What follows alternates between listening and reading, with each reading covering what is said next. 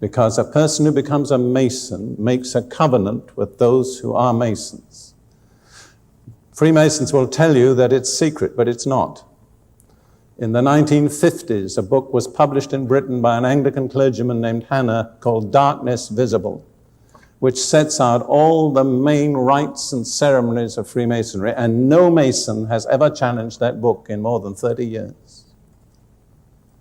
When you become a Mason, you have to pronounce a curse on yourself if you disclose the secrets of the Masons.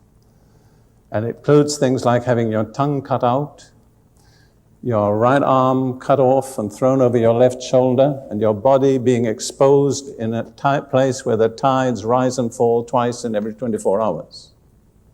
Those are self-imposed curses.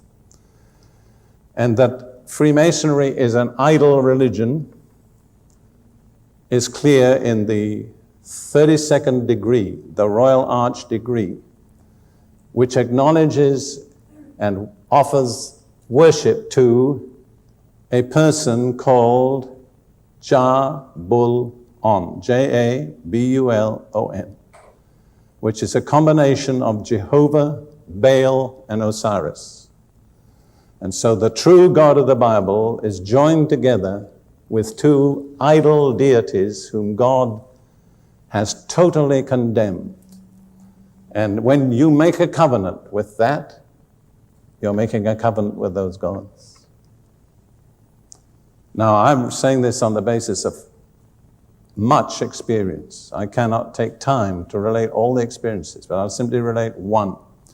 In Australia, about 3 or 4 years ago, Ruth and I were ministering in a church on Sunday morning, and we were praying for people, and a young woman came forward, about 18 years old, with a tiny little baby in her arms, with prayer for the baby.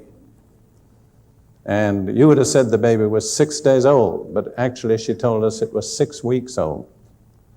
And we said, "What is the problem?" And she said, "She won't take any nourishment." So as we prayed, the power of God came on this young woman, and she went down on the floor, but Ruth caught the baby out of her arms and held it. And as she lay on the floor, God gave Ruth a word of knowledge to the people who were ministering to her. He said, her father is a Freemason. Deal with that force. And the moment they came against it, the woman began to writhe and scream under the power of a demon. And as they ministered, she was released with a prolonged scream. But the remarkable thing was the little baby in Ruth's arms released a precisely similar scream at the same moment. So not merely was the mother released, but the baby was released. They came back that evening about 6 hours later, and we asked the mother how the baby was doing, and she said she's taken 3 full bottles since the morning. But I want you to see the fact that the father's participation in Freemasonry had brought the curse upon the daughter and the granddaughter. And I do not have time, but I could give you half a dozen other specific examples. It affects the family. It affects the descendants. It affects the spouse. It affects the relatives. There are other ways that this kind of curse can come in. Tribal societies, very commonly a baby or a young person is initiated into the tribe by certain rites.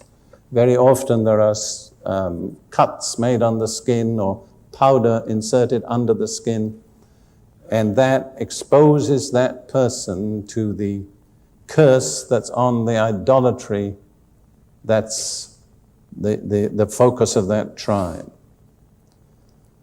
Again, I could, but I don't.